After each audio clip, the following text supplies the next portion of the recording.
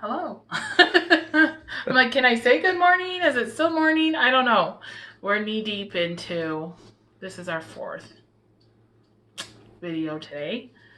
So before I go too much further into that, let's just say, welcome back to my kitchen. Today we are going to be making homemade oatmeal cream pies in the style of Little Debbie cream pies. Is that too much glare, babe? Okay. So, like I said, this is our fourth video today. I'm trying to get all of August done, or at least maybe I'll have 1 week left today. And so yeah, we're really working. But I say all that because I wanted to let you know that I'm going to be consulting a cheat sheet for a couple of reasons. One, I have a lot of quarters, halves, threes, gingers, salt going on in my head right now because I'm reading 6 recipes all at once. And number two is this is a very new recipe for me. I made it for the first time for 4th of July. And I finagled a little bit with it.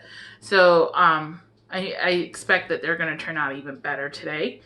And we really all loved them. And Jaden loved them so much that he asked me to make him another batch. And says, since he's the most awesome kid in the whole world, like literally this guy is cleaning my house, guys, every single week. I'll just do about anything for him. So here we are. So let's get started, shall we?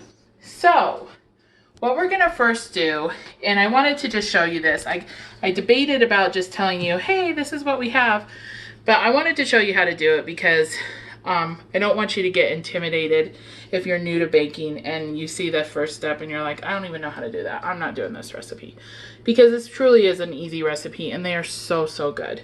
So what we're gonna do is we're gonna put a cup of, these are just old-fashioned oats, okay? In my Ninja, you can use any sort of blender or food processor. Either and or will work really well. And what we're gonna do is we're just gonna process these till they're roughly half the size. Now the original recipe did call for quick oats. So if you only have quick oats, you may use those, same amount, 1 cup, but you're gonna use less flour than I'm gonna use. When I made these, I had to add more flour to get the right consistency before I baked. And I think it's because I didn't use quick oats, I used old-fashioned oats, which don't pulverize as easily, and so they didn't make like an oat flour. And oat flour will totally suck up a lot more moisture than even wheat flour. So I'm thinking that's why. So if you use quick oats, cut your flour down, start with 1 3/4 cup, and then increase from there if you need to. But if you're using old-fashioned oats like me, you're gonna just do it the way I do it today. So here we go. We're gonna pulverize these, like I said, to roughly half the size. And again, guys, this is gonna be loud. But let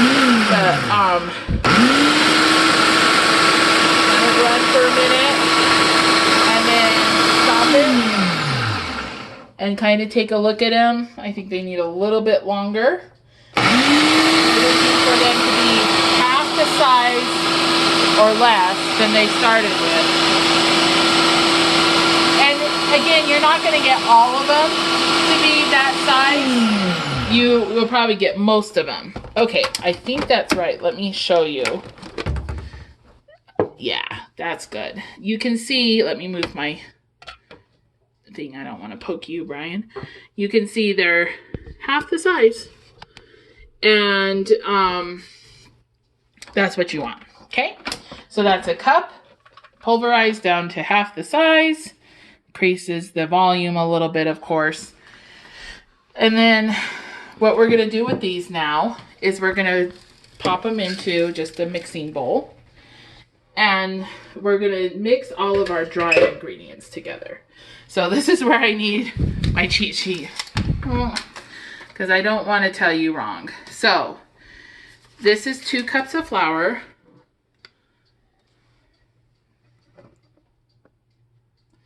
Just regular old flour. And then we have 2 teaspoons of cocoa powder. You do not taste it. Probably Brian's like, really? There was cocoa powder in this? It just gives it a richness in flavor, but you don't taste it. They don't taste chocolatey. Okay, and then 2 teaspoons of tapioca flour. Now, you could use cornstarch too. As a matter of fact, the original recipe calls for cornstarch, but I don't have cornstarch in my house because I have a corn sensitivity. I wouldn't say it's necessarily an allergy anymore as much as a sensitivity, and so I avoid corn where I can, so that on places I can't avoid it, I can eat a little bit of it and not die. I wouldn't die in the general sense, but my tummy would hurt. Okay, so 2 teaspoons of tapioca, and then this is 1 teaspoon of baking powder and 1/2 teaspoon of baking soda. So powder, soda, 1 and 1/2.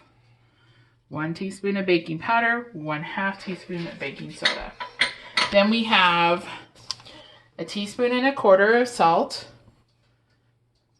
And finally, this is 1 teaspoon of cinnamon, 1/4 teaspoon of nutmeg, and 1/4 teaspoon of ginger, ground ginger. Okay, so all of those go in. If you don't like ginger, you can omit that because it was optional on the recipe. But we like ginger, so I put it in, and it gave it what you think it would, a kind of a gingery zing. But if you hate the taste of ginger, some people do, you can leave it out. No biggie. Okay, so we're just going to stir this together so that it's just all incorporated, so that when we add our dry ingredients to our wet, it's a little easier for the mixer to mix it all in. So I'm going to put this right over here, and then we're going to come over here to my KitchenAid. Now I don't need my cheat sheet anymore. I just had to have it get me through there. Okay, so here I have 1.25 cups of just white sugar.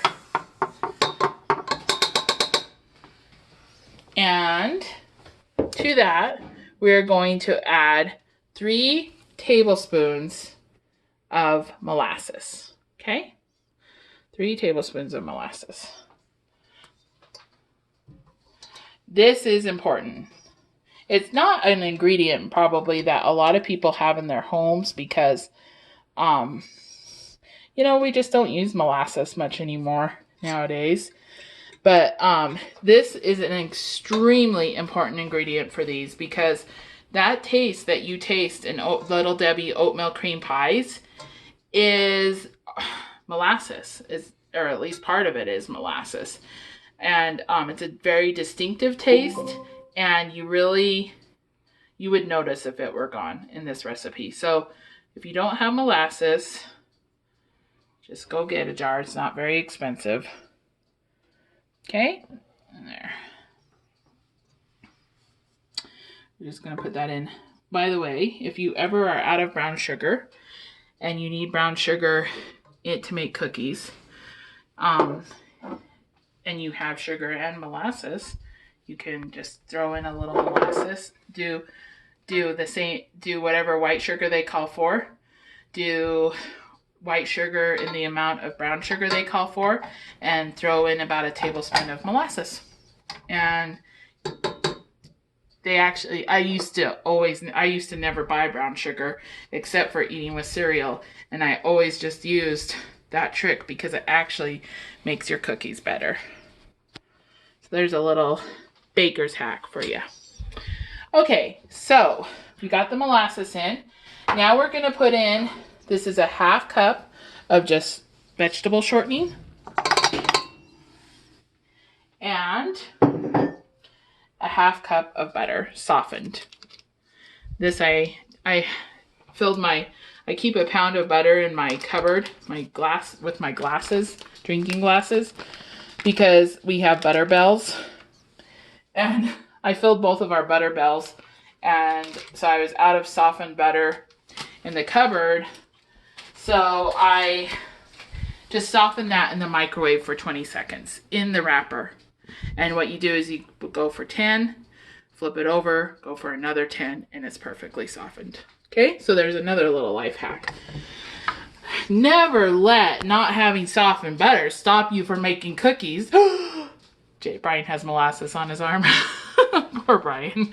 I don't know if he knows or not, but he hates sticky. So I'll get a wet paper towel in a minute and help you there, babe.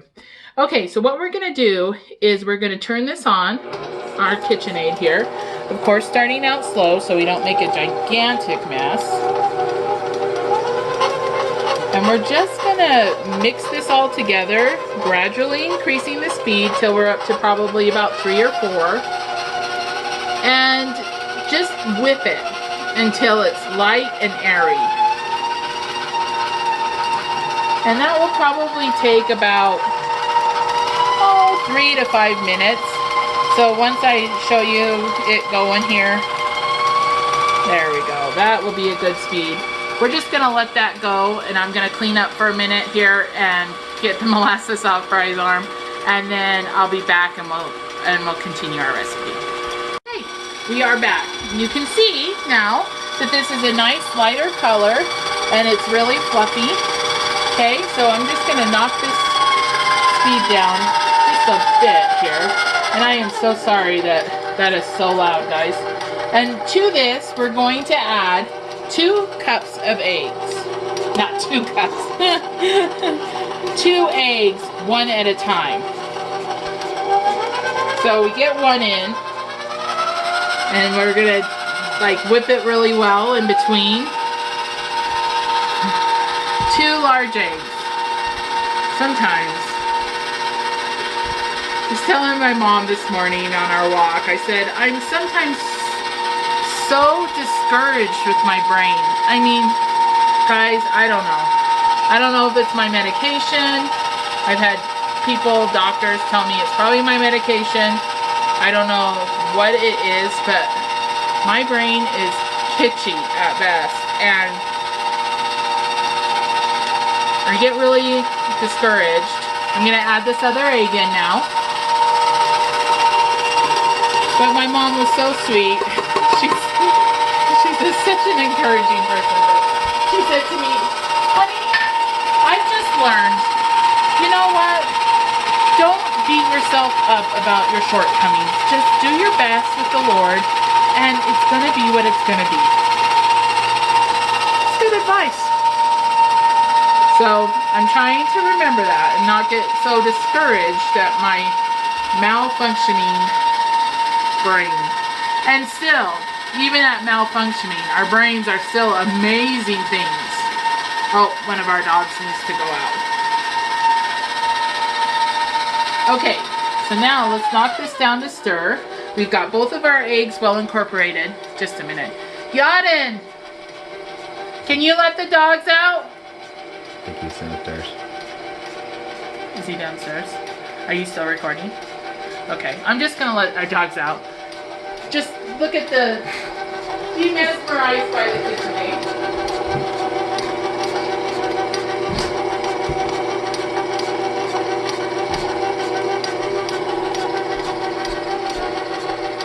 Okay, we're back. And now we're adding a teaspoon of vanilla and a half teaspoon of coconut flavoring. So vanilla extract and coconut flavoring. I'm gonna mix that up real well.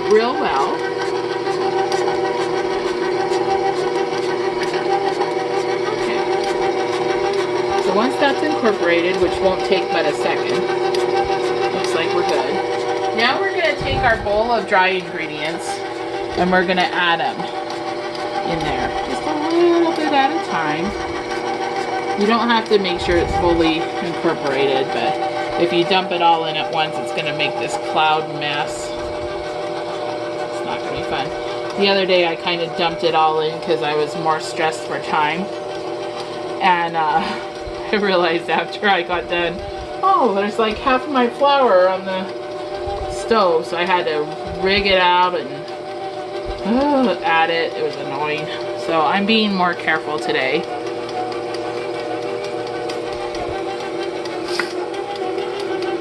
So we just add that in.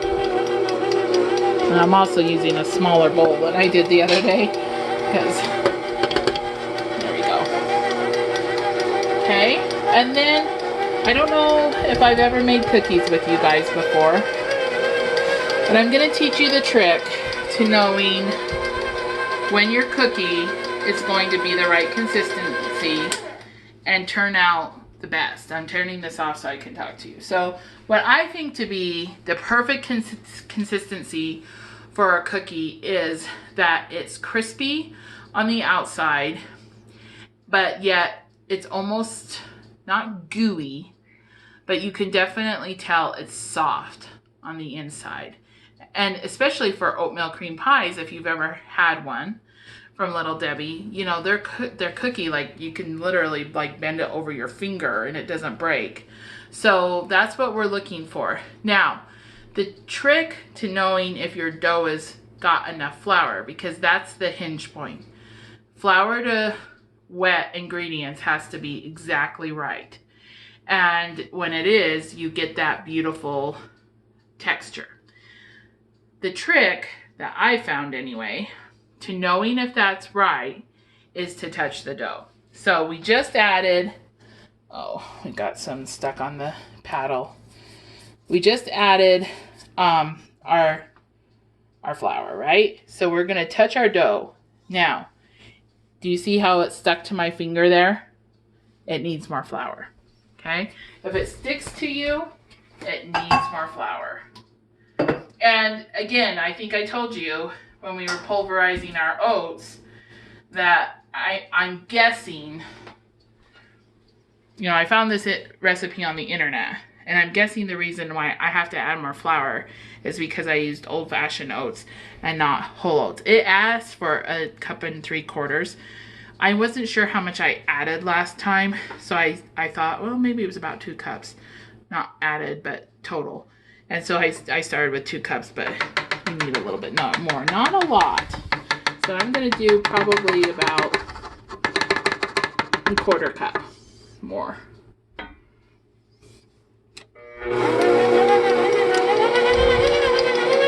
Give that a good stir.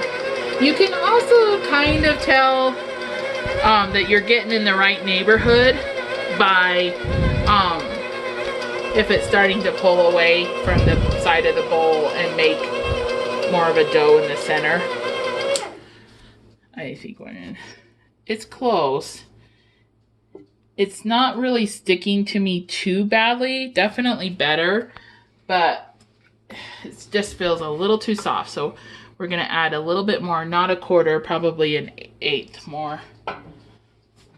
But again, like I've said on other recipes, guys, a lot of it is moisture in the air. So do follow the recipe, say 2 cups, and then if you have to add a little bit more to the right consistency, you'll know how to do it now. Okay, yep, that's it. So see, I touch it, my finger is completely clean. Let me show you on. See? It leaves like the shininess from the butter, but no dough comes on. So that's the right consistency. So now we're gonna drop our bowl. You can see, look at how that dough just rolled right off of my paddle. That is right. So I'm gonna take my wooden spoon here that I had for mixing, clean off my paddle. And, oh, one thing I wanted to tell you, the recipe that I used said that you could add red and yellow food dye at this point to make it darker, to make your cookie darker, like more like what the Little Debbie cookies look like. As a general rule, I am anti food coloring if you can avoid it. So I totally ignored that and thought, what does it matter? I mean, that's so silly to add those chemicals and stuff you don't need just to get the right color of dough. Weird. But if you're not like me, then go ahead and add it if that makes you feel better. No big deal. I'm gonna just throw this flour in that was on the cupboard there. Okay, so this is right. My dough looks great. And what we're gonna do now is you need to make 2 tablespoon cookie spheres. And I have a handy dandy little, I'm gonna show you just so you can get a idea in your head. These are very handy tools to buy. Okay, I have 3 sizes. I don't need more than this. I don't know what they are, I just tell you the ounce size. But this one is what I normally use for cookies.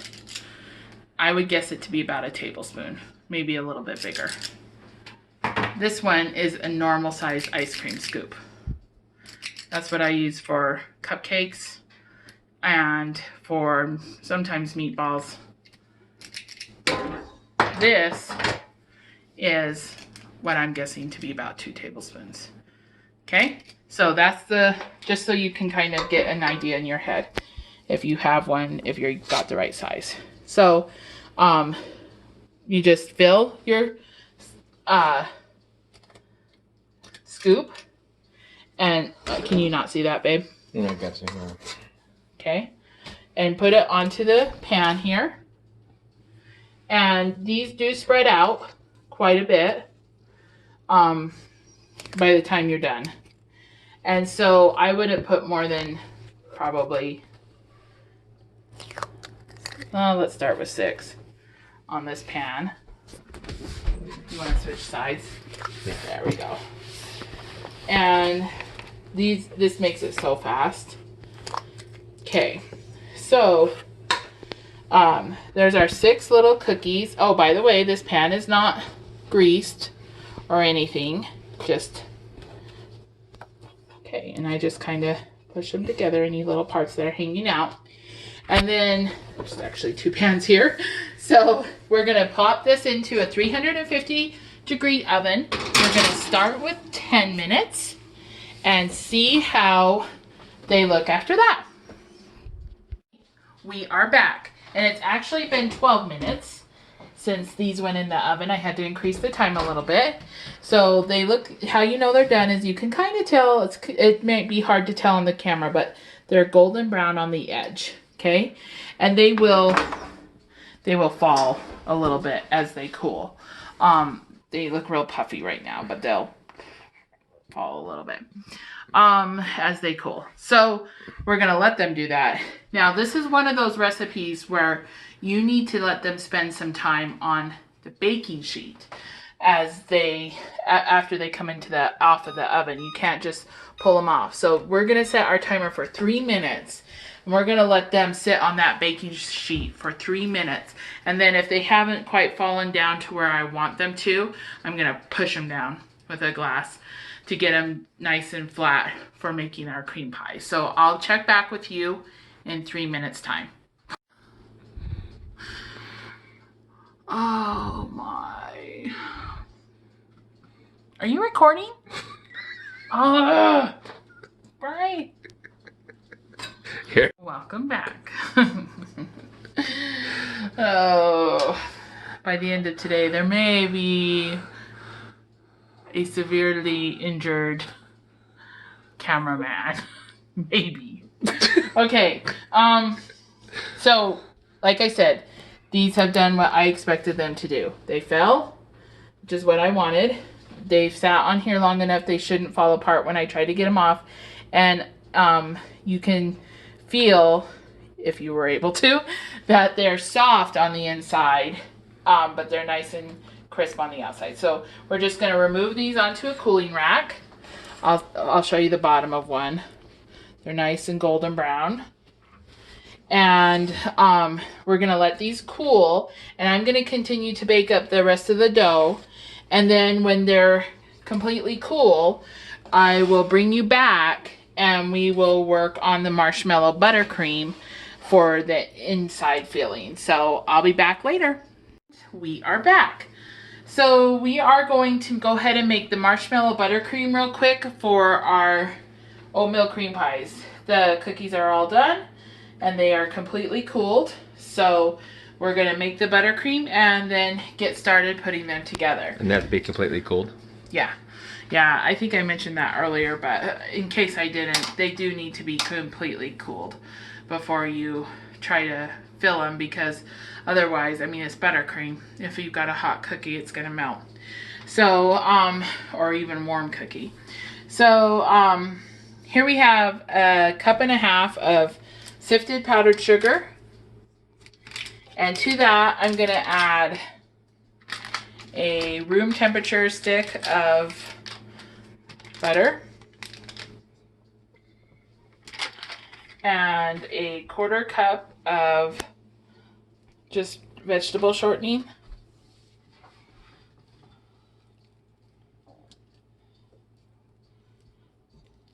This is really a simple recipe to make real quick. It's just 1, 2, 3, 4 ingredients, so it's easy. So we're gonna put on our paddle there, and then go ahead and start our machine. And all we're gonna do at this point is we're just gonna whip this up to where it will go from kind of looking like our biscuit dough to being a really thick looking buttercream. And then when it's at that point, we're gonna add our marshmallow fluff. So this is just a matter of, it's just a couple of minutes. It doesn't take very long. But you do have to go nice and slow, because if you try to increase the speed too quickly, it will splooch all over. So you just got to get this up to speed to where it will really whip it into shape here, literally. Now we're getting somewhere. Okay, it goes really quick now. You can see now it's like little pea-sized blobs, and boom. I told you, it will go super quick. So we're just gonna let that beat for a minute. Meanwhile, you can get your marshmallow fluff ready. This is just marshmallow cream. I do have an awesome recipe for homemade marshmallow cream, but I didn't make it today. I didn't want to add another step to today, so I'm just using store-bought, but someday I'll do that as one of my videos because it really is delicious. Okay, there is our brown sugar, powdered sugar, shortening, and butter to the right consistency. You can see it just looks like really thick buttercream. That's what you want. So now what we're going to do is we're going to take this whole jar of marshmallow cream and we're going to add it in to our buttercream. And once we do that, you're just going to stir it in. You don't really want to whip it too hard. Just slightly above a gentle stir probably. But we want to really get this jar cleaned out well because we want all that marshmallow to be in the filling.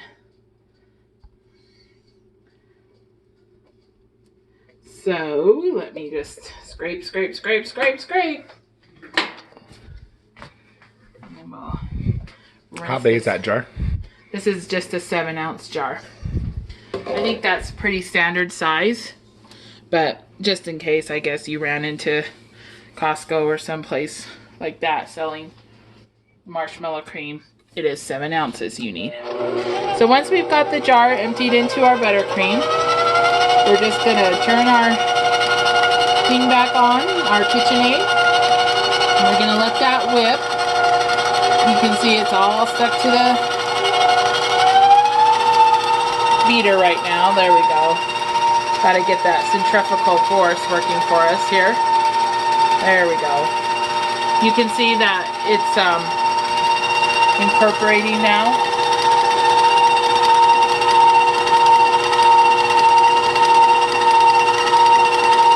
And that's what you want.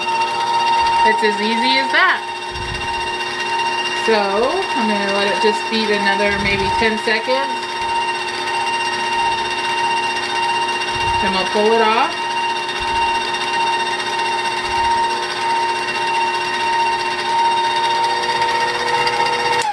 Okay, perfect.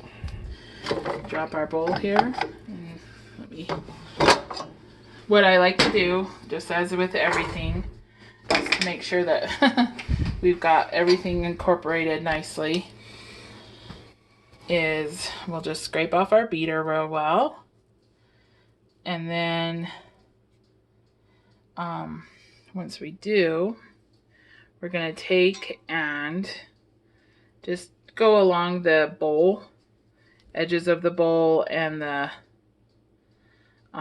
bottom, just to make sure we don't have any clumps of marshmallow or butter, shortening. We just want to make sure everything is really mixed. And you can, the correct texture on this is, you can kind of see on these edges here, it's like a dry buttercream. It's like a buttercream that has a sticky, foamy nature to it, which would be right with the marshmallow, but that's, so you want this fairly stiff. It's not like you're gonna frost a cake with it. This is much different. So once I've gone through the bowl and I've got it all in a nice pile here, and I know for sure I'm not missing any butter spots or you know, marshmallow spots, then I clean off my spatula and we get ready to put these together. So can you see okay? Mm-hmm. All right, so this is fairly simple. There's no surprise technique to this. You just take about a tablespoon, maybe a little over a tablespoon of the marshmallow buttercream. Put it on one side of the bottom of the cookie. See, there's the top, bottom. And then they're pretty uniform in size because I use that ice cream scoop. And you put it together. And that's what you end up with. I'll do another one just so you can see. But I think they're better if they sit overnight before you serve them, because it gives that buttercream a chance to kind of soften that bottom part of the cookie that's darker. And it gives them a chance for the flavors to meld. Cinnamon, ginger, all of those, garlic, all of those, did you want me to do something in particular? I just want to see how thick it was on that cookie. Oh, okay. Yeah, you can kind of see there. Okay, and then all of those spices, if they meld together, there you go. That's getting close still. Okay. If you get them have a chance to meld together, like in soups or chili or something like that, everything tastes really a lot better. This is no different. So giving them a chance to, these cookies, a chance for the ginger and the cinnamon and the nutmeg to all meld together, plus that marshmallow buttercream giving it a chance to soften the bottom of the cookie, is going to give it more of that texture that marshmallow cream pies have, where they're very chewy, well, not chewy, but soft, where you can just bend them and stuff. So that's all you have to do. It consistently, both times now, has made,